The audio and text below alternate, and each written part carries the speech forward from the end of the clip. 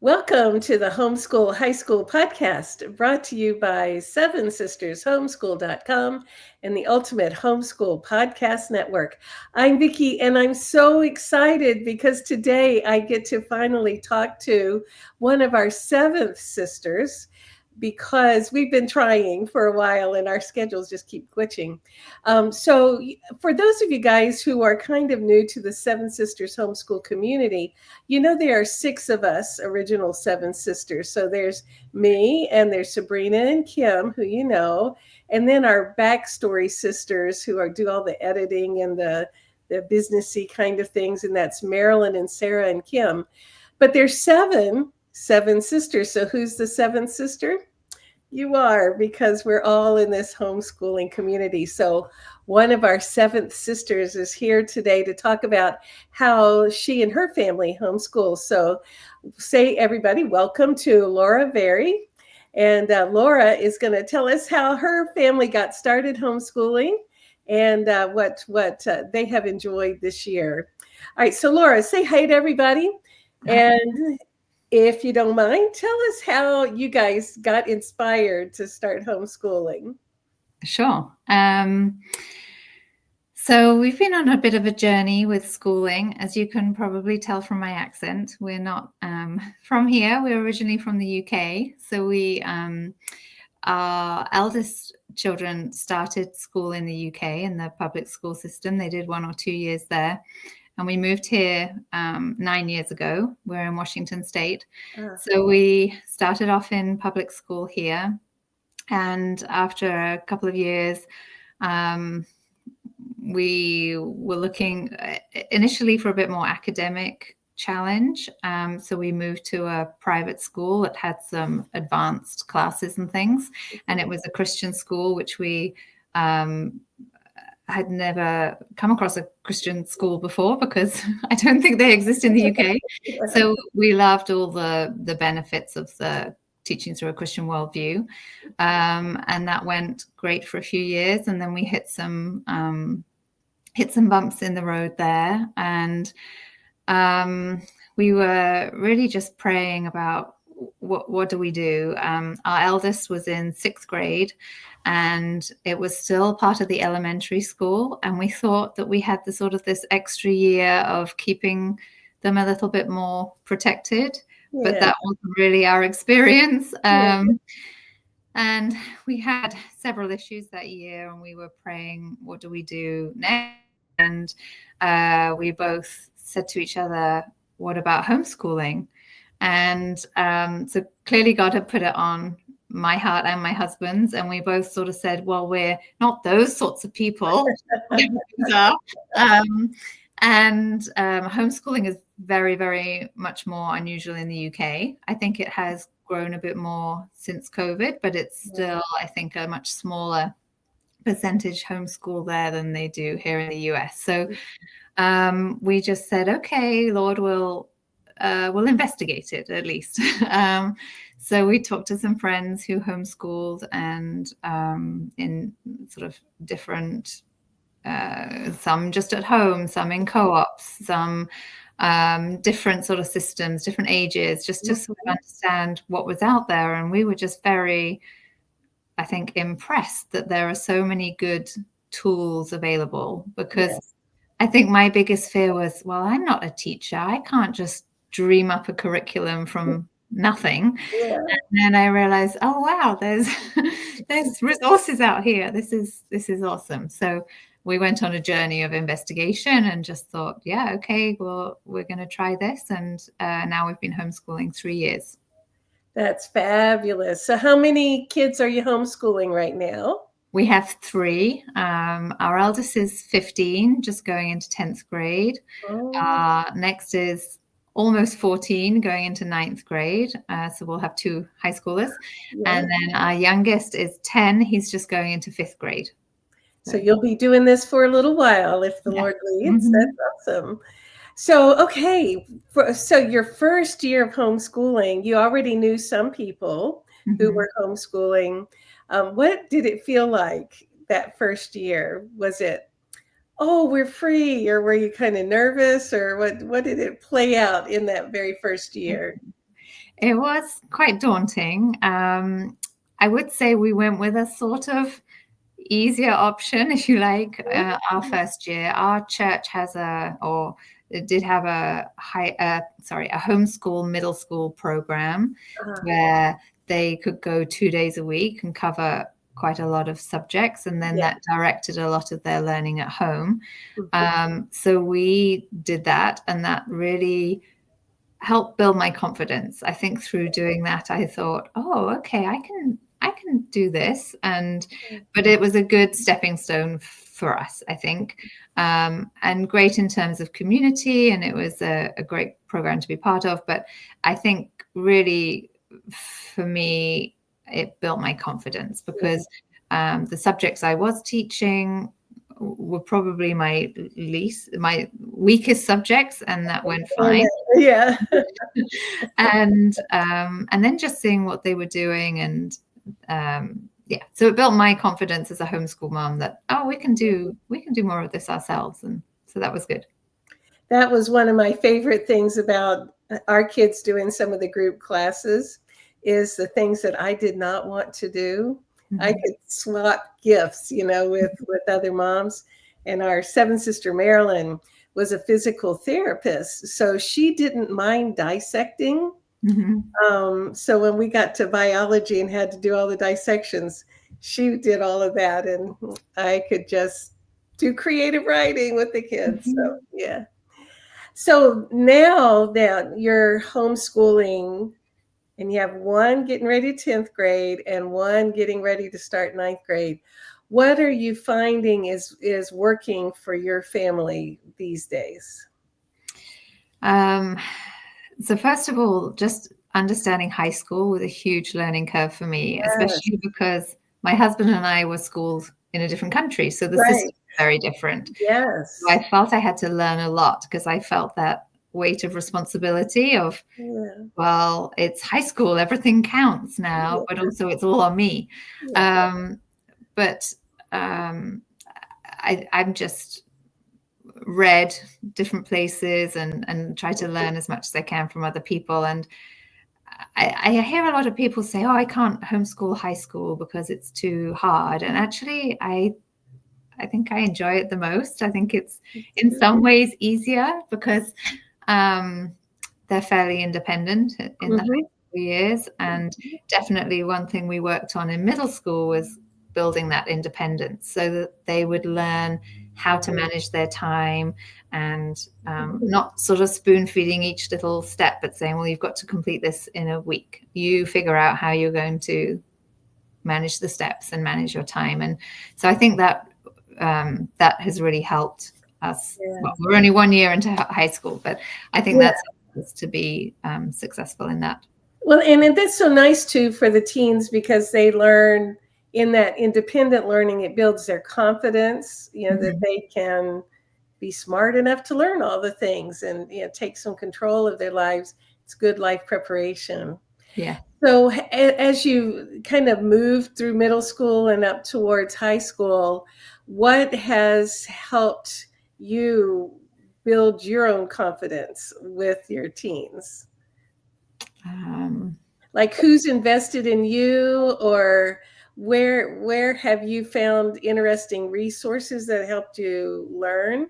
Because I'm always plugging Seven Sisters Homeschool, but there's so many good, when you run into them, really good inspirational resources out there these days. Yes. And I think I keep threatening to come off Facebook because it's sort of, I have a love-hate relationship with social media, but really what I use it for, the reason I stay, is all the homeschool resources, access to, your group and other such groups, and people sharing what works, what doesn't, asking questions, talking to people at the co-op we go to. I think I definitely find homeschoolers are very generous with sharing their knowledge and experience and even resources. I finished with this book. Do you want to have a look? And that's been so helpful and supportive. And I think one of my fears stepping into homeschooling, again, because I had these preconceived ideas, we were just going to be stuck at home all the time. And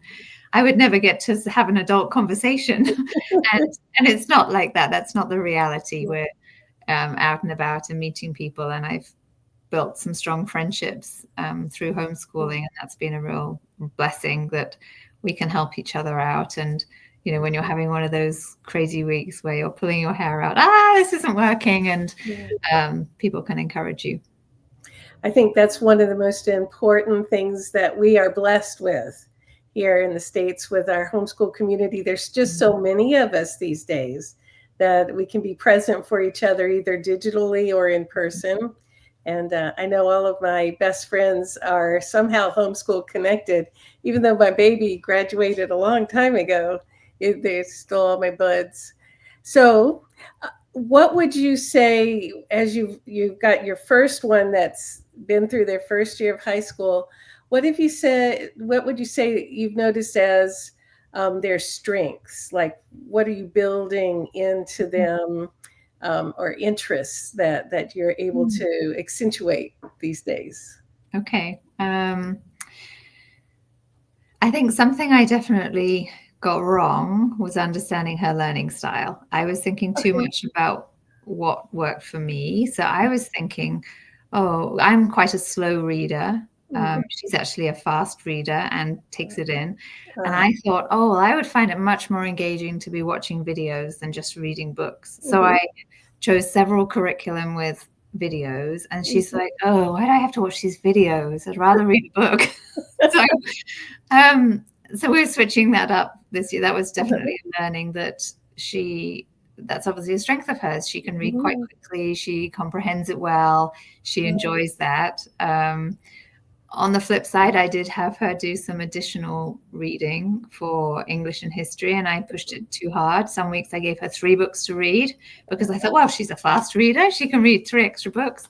And then I realized, no, that's a bit too intense, and I had to scale that back. So I think there's definitely that, yes, learning her strengths and weaknesses, and my strengths and weaknesses, and balancing that and being flexible has been a learning. I feel like I'm not fully answering your question. I'm sorry. No, you did it perfectly, because what you showed is 2 things. One is you learned your daughter's strengths, her learning styles, and also you gave her freedom to use her words and say, why do I have to watch these videos? Like, you let her have a voice in the education, and you use the word flexibility. And I tell you what, if we moms don't learn anything, we have to learn flexibility, because our teens, they do have learning styles, but their interests sometimes change and tweak as they go.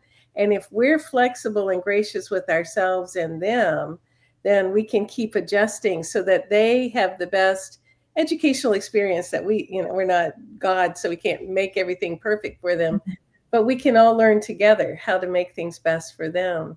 So good job. That's awesome. And we're all on a learning curve with this homeschooling thing. For sure. What do you know about your next one coming along as far as their learning styles? She's a little bit different. She's very, very diligent. So with my first, she can be a bit more scattered and less organized. So we work quite a bit on those executive function skills. And I'm very organized and a planner. So I initially found that quite frustrating, but I have at least been able to teach her some of those things. But like I said, also making her more independent. So we would map out the week. These are your commitments or appointments or whatever. These are all your assignments. You need to think about how you can fit it all in. So she's done a good job with that.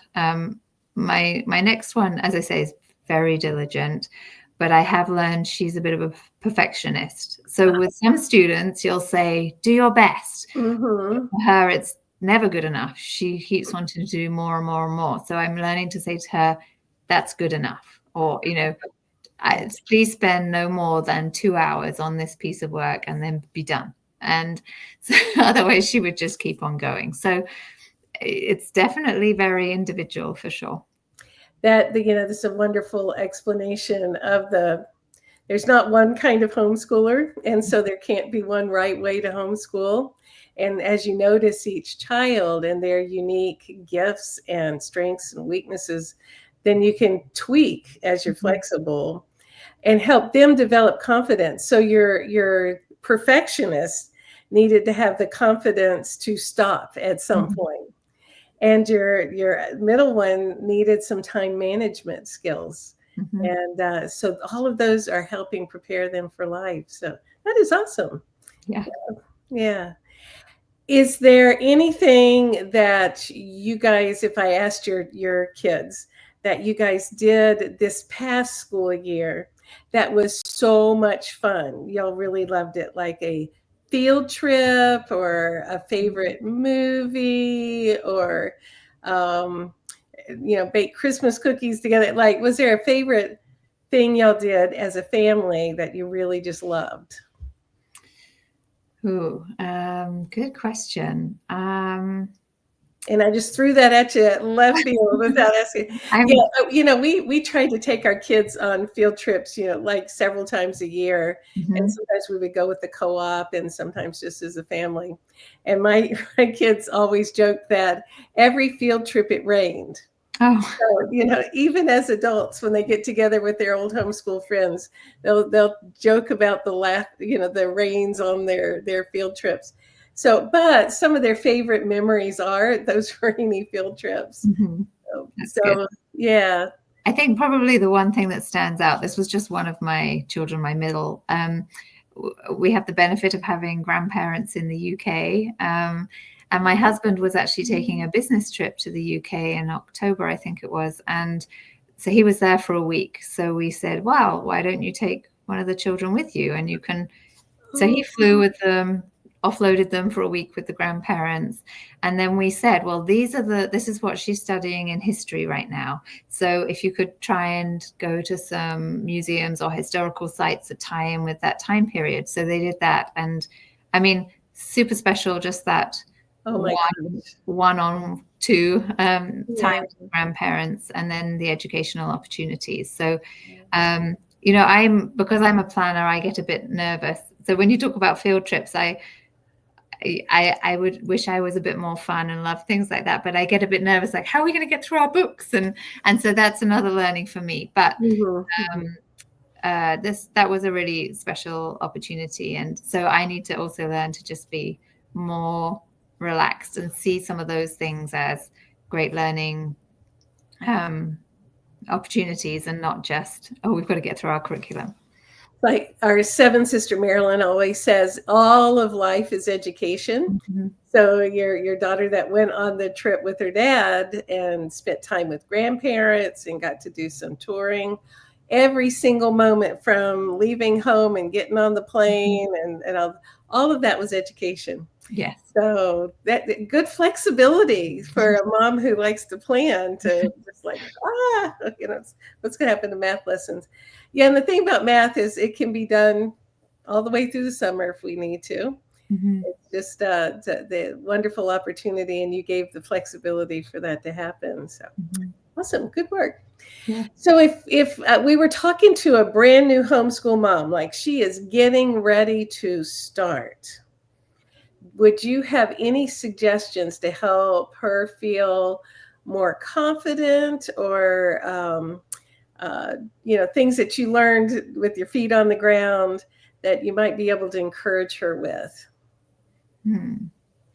I think I'd definitely say talk to people and get their experience and tips, but just because something works for someone else doesn't mean it works for you or your children. And be okay. I think it's about having confidence to go with what your gut tells you, because really you know your kids best. And each family has unique goals as well, and what you want to fulfill out of homeschooling and beyond the basics. And I think it's having that individual confidence to go for that and not feel constrained by what other people are doing, and that's okay. I think that's some of the best advice I have ever heard. Yeah. It is so easy to compare ourselves to what other people are doing. And some people is like, oh my goodness, how did they get all that done? It's so amazing.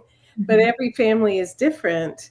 and we're supposed to be educating our unique homeschoolers. So Mm-hmm. yeah, to have the confidence and to trust God to help us grow through the process is a useful thing. So Yes. well, Laura, you are a blessing. And I know in our Seven Sisters Homeschool Facebook group, your name pops up there in conversations, always with encouragement. And if you've got a new mom that there are a bunch of good homeschool groups on Facebook and other of the social media sites. And you're right, it's like one of the reasons why we stay on social. Um, and encouraging people like you help the whole community learn together. So when you offer these encouraging things to newer homeschool moms or moms that have a question, so many people read that and they get encouragement from it. So it's not just that one person. So thank you, Laura, for being a seventh sister and being in our community and other ones that are out there, because we're all in this homeschool thing together. Really appreciate it. So all right, well, I better wrap it up. So this has been the Homeschool High School Podcast, brought to you by Seven Sisters Homeschool.com and the Ultimate Homeschool Podcast Network. Find us on Facebook at Seven Sisters Homeschool in the group there, or on Instagram and Pinterest and all the fun places. So, and thank you again, Laura Varey, for being here today.